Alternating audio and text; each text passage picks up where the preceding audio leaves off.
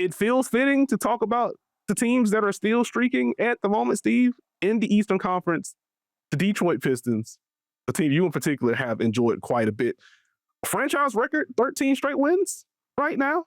Overall this season, 8th in offense, 2nd in defense, 5th in net rating per clean the glass. That's removing garbage time. But one of the handful of teams in the NBA right now that are top 10 in offense and defense. The defense has been very strong.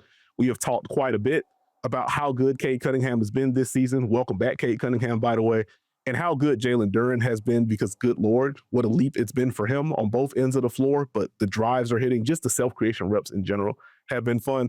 So because we've talked about that somewhat recently, I just wanted to quickly hit on the role guys that have stepped up, as Cade's missed some time, Jalen Duren's missed some time, Jaden Ivey just now making his debut not too long ago, Tobias Harris is now back, etc. A lot of guys have stepped up in the midst of these injuries and have helped maintain this win streak for the Detroit Pistons. So very quickly, Steve, Daniss Jenkins has brought me so much joy on the basketball court this year. Summer League legend Daniss Jenkins. But in all seriousness, the blend of shot making and playmaking from him has helped keep this Detroit offense afloat, an offense afloat, an offense that we've talked about in the half court in relation to Cade and some of the attention that he was drawing and some of the traps and some of the doubles he was getting. We had the conversation about what is that going to look like if teams continue to send him that amount of pressure.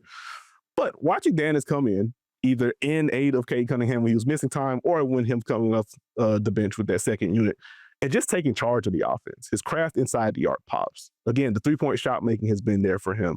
He has made some really fun passes and has put some fun passes on film. Lobs, skips, lay-down passes on drives. The defense has been pesky. Over this, since the last time we talked about him a couple of weeks ago, 14.8 points, 6.8 assists, a little over a steal per game during the 6-game run. Just wanted to shout him out very quickly. But I'll pause there, Steve. Do you have stronger belief in the Pistons at this point? Is this just the best team in the East?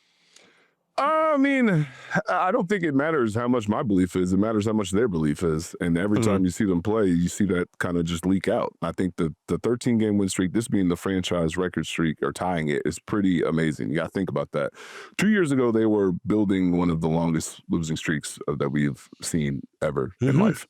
And I believe almost 2 years to the day, they lost in that same building in Indiana, and now they're tying the streak there. It's pretty interesting. But I think the mindset is what stands out to me. Cade, after that Indiana win, saying, hey, we just want to be the best version of ourselves. And tonight was not the best version of us, so I'm not happy about that.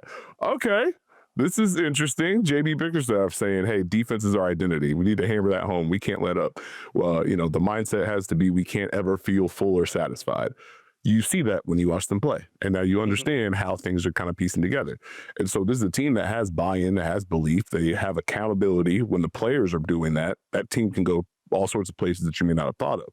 And they're getting healthier. And so you see Tobias Harris returning, you see Duncan Robinson continuing to play pretty well, and you see the balance of their lineups. You know, much ado about a 12-man rotation. That's more just an opportunity. It's early in the season. A lot of guys filled in and earned themselves another opportunity, but that'll normalize and stabilize. And you'd see more contributions from Karis LeVert as he gets healthier. So I think this is a team that everyone knows what they're supposed to do. Everyone's bought in and believes. Physical on defense. Are you a player who would like to drive in the paint? There will be another jersey next to you. Are you a big that's rolling in the paint? There will be 2 hands put on you. Like, it's a tag. It's a real tag. It's not I'm here. No, I'm putting my paws on you, and then we're going to recover. So that balance, being able to do that consistently, I think that's where it gets fun. I think to that end, Steve, do you think we'll see, if possible, more teams lean into the early season 11-man rotation, 12-man rotation, just because of how strenuous the season is? There's been lots of conversation about, you know, the rise in soft tissue injuries and just general maintenance with where the game is right now in terms of the pace and the space and things like that. Do you think we'll see more teams kind of adopt this OKC Detroit type style? OKC Detroit type style. This has been happening since 2000, and this is basketball, baby.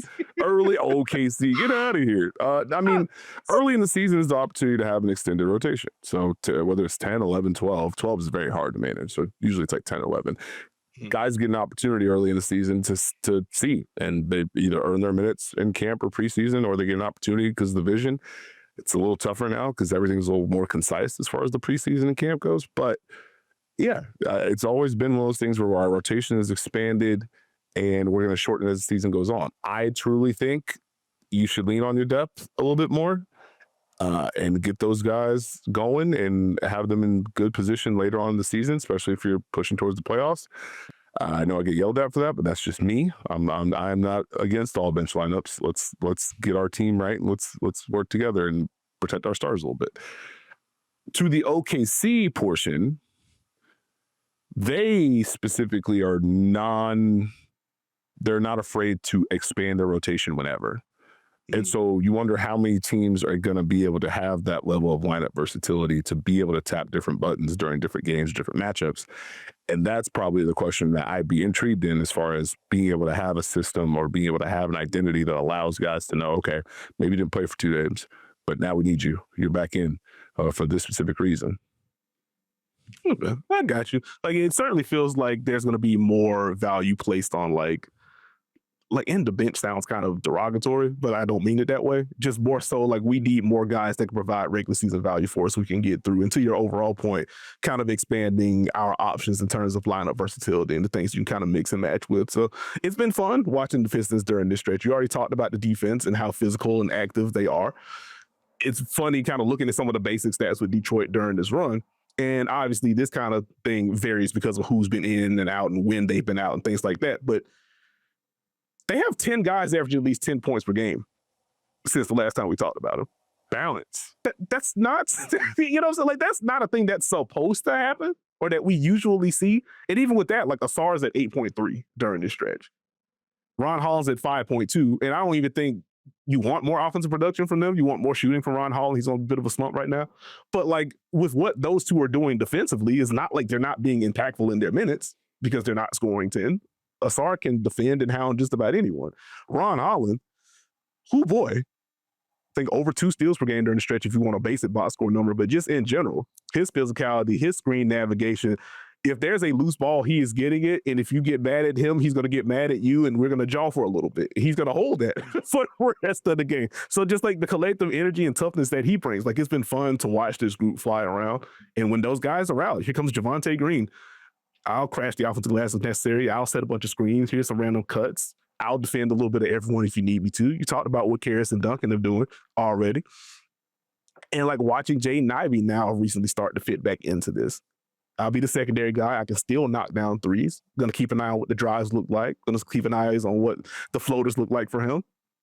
But it's just been fun watching the Pistons turn it around to this degree. So I want to salute them again because they deserve it. 15-2 as of recording. If they're not firmly the best team in the East, at the very least, they have the best record in the East with a little bit of a gap. So they deserve some praise.